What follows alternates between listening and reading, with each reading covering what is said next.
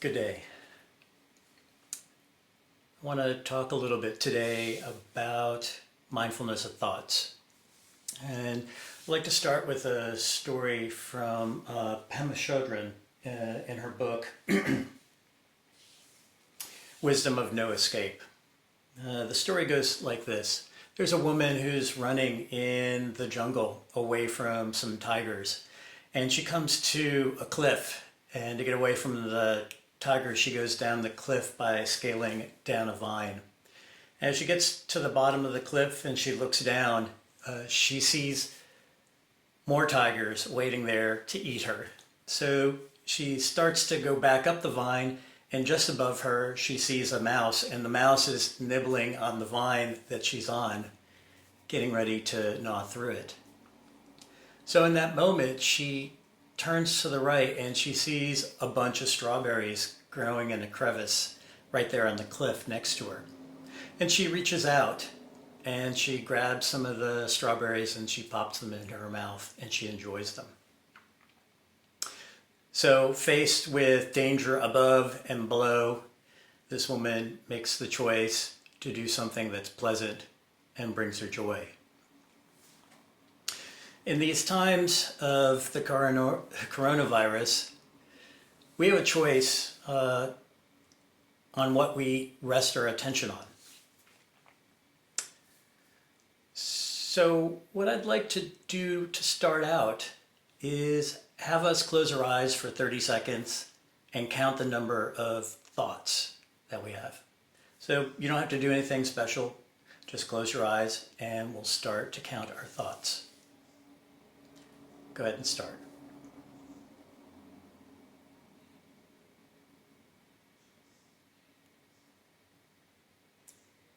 Just the act of counting is a thought itself.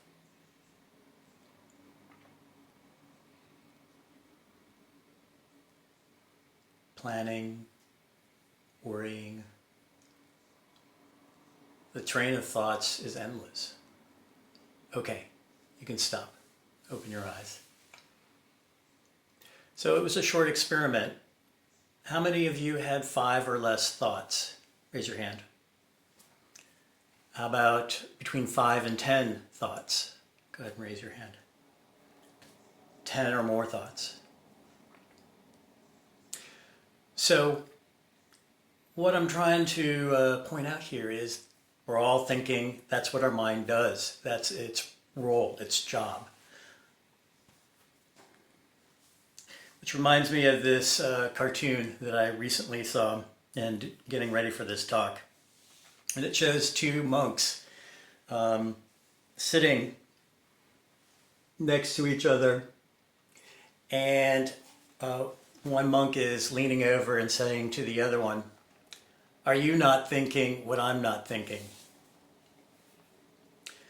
And what I think this is trying to say is even for monastics who practice mindfulness meditation, even they have a train of thought going on. It's natural to have a mind that thinks. That's its job.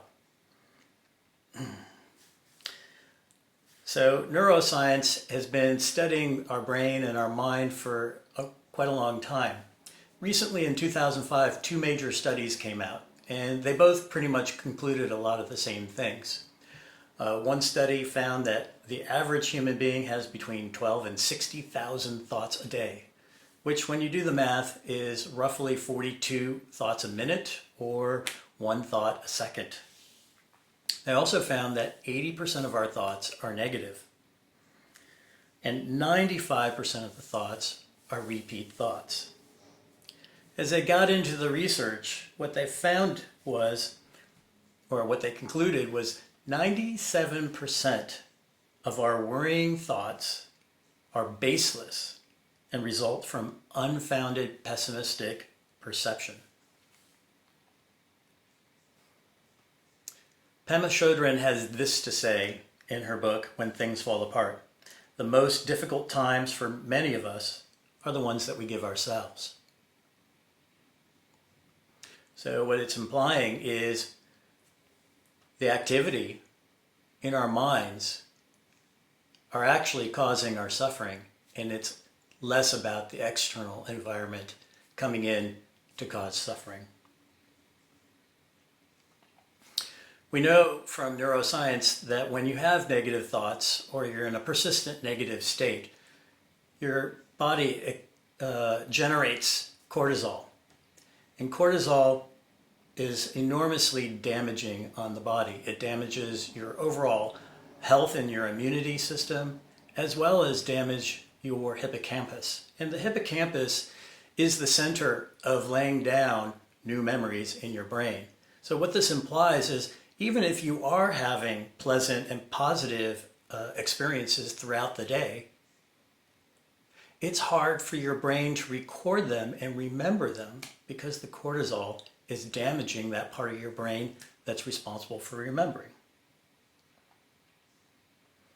So let's talk a little bit about what's going on around us right now.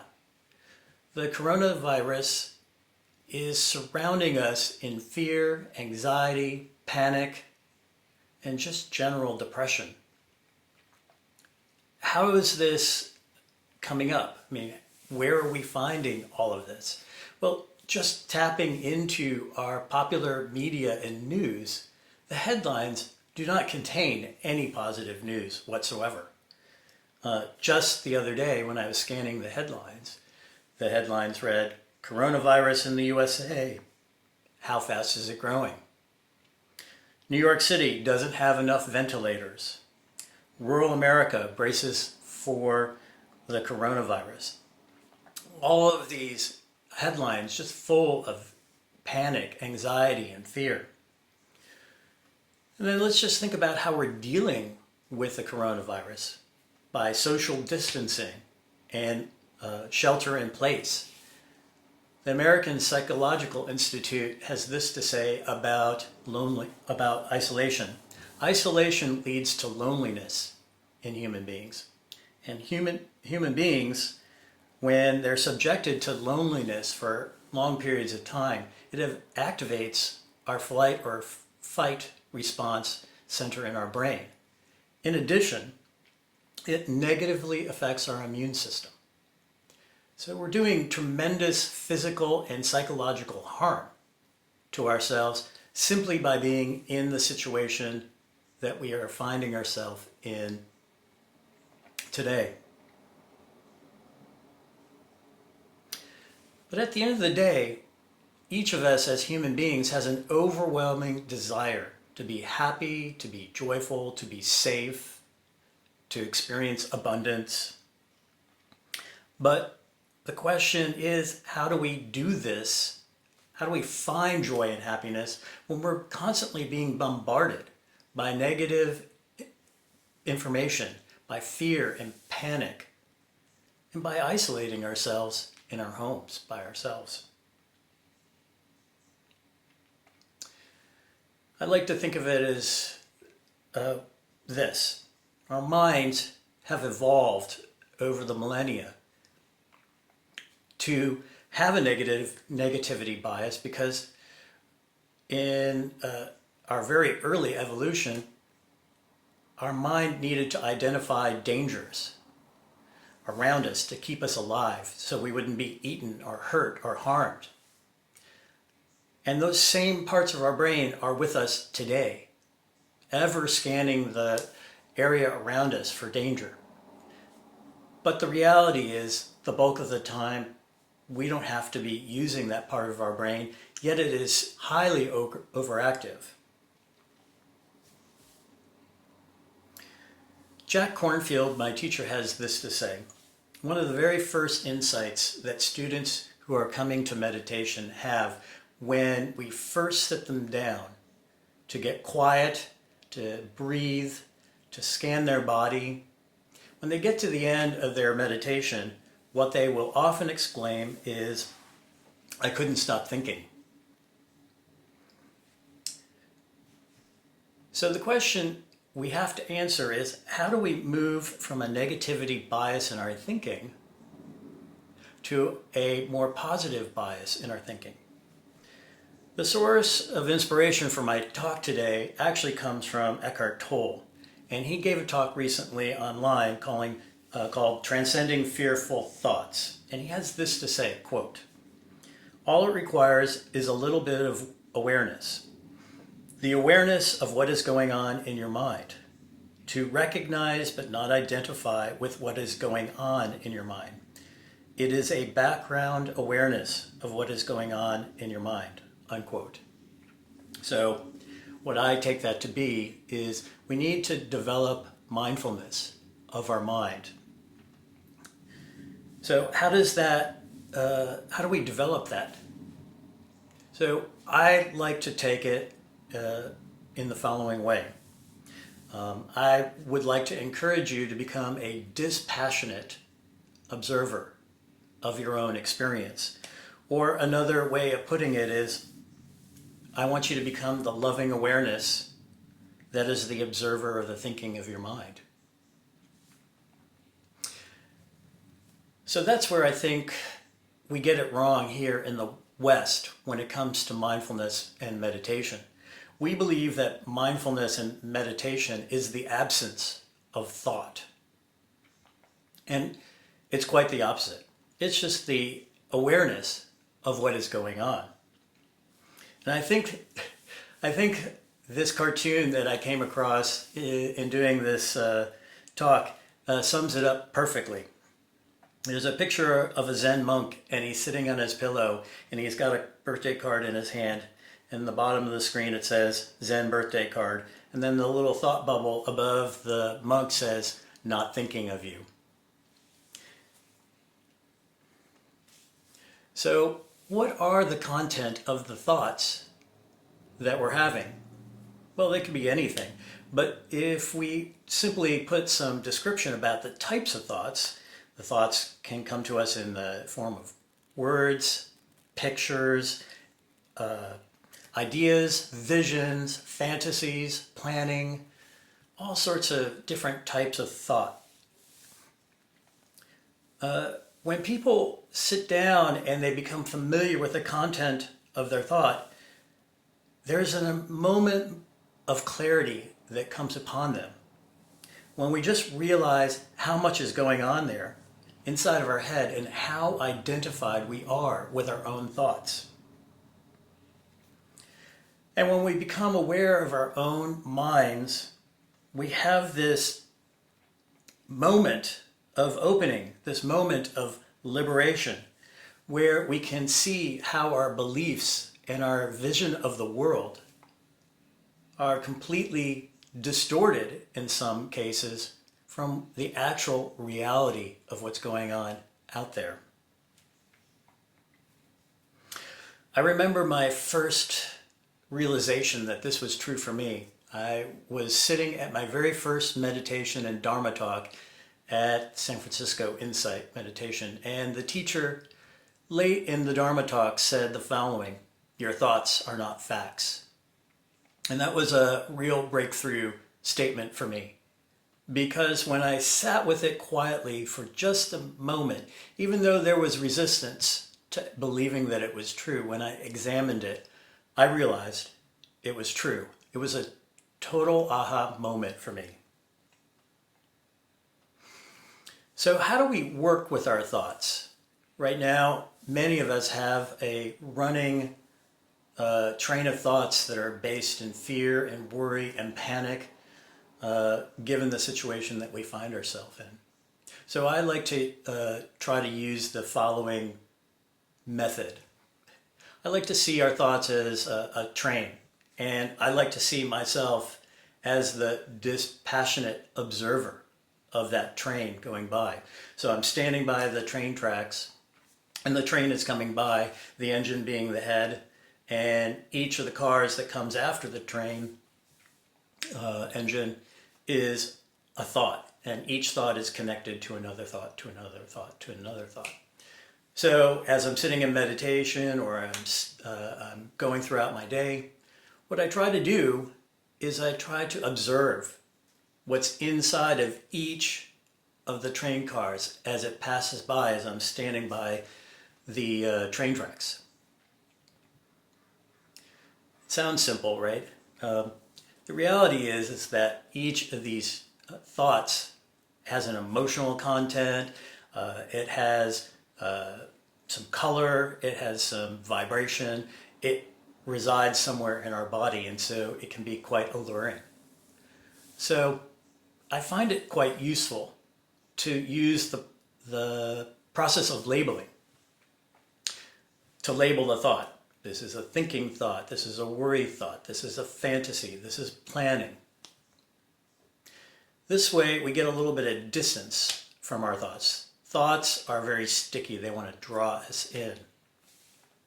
There are these moments though when we get lost in thought. The stickiness of the thought drags us in. We go from being the observer standing by the train tracks and we step onto the train. And it's at that point that we get lost in thought, or what I like to describe it as, we are no longer aware. We are no longer consciously aware of what's going on. We are lost. And this doesn't last forever. There is a point where we come back into awareness, where we realize that we're lost in our thought. And that is the beautiful, miraculous moment where we become alive again, and we can step off the train of thoughts and go back to observing what is going on in our mind. So I'd like to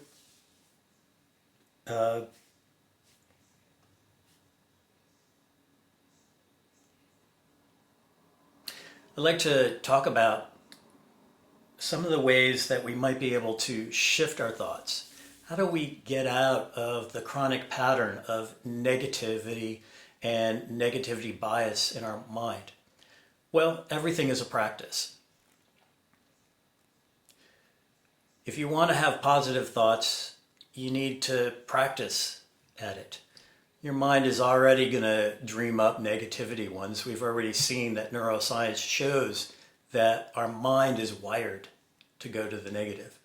So what are some of the ways that we can tilt our mind towards the positive? I like to think of thoughts sort of like seeds. If you are planting seeds of negativity, as that seed grows and matures into a plant and germinates and sends off more seeds to grow, you're just going to continue to propagate seeds of negativity. So we need to start the process of shifting from the negative to the positive by intentionally planting seeds of positivity. There are a lot of different ways we can do this. In mindfulness meditation, we have a mechanism called loving kindness meditation. It's an opening of the heart. It's dropping into kindness and love. When we plant those seeds of kindness and love, they will eventually mature and grow and germinate and spread out and become more thoughts of love and kindness. In the AA tradition, oftentimes people who are in AA are instructed to start their day out by writing a list of 10 things that they're grateful for, and doing that at the beginning of the day. It's an intentional practice of finding things to be happy and to be grateful for. As we plant these seeds of gratefulness and love and kindness, we are starting a process that over time, as we build those muscles, to develop a wider and wider range and capacity to recognize the strawberries around us. Much like the lady who was running away from the tigers. All we need to do is drop in. In each moment when we find ourselves surrounded by tigers above, tigers below, and a little rat chewing on our vine, to recognize that there are moments of beauty and joyfulness and happiness all around us that we can latch onto. So I'd like to wrap up this talk with one challenge. As you go out into your day in the coming week, what can you do for yourself to plant more seeds of thoughts that are based in abundance, gratitude, love, and kindness? What kind of daily action can you take to care for yourself, care for your heart, and find more love and joy and abundance in your life?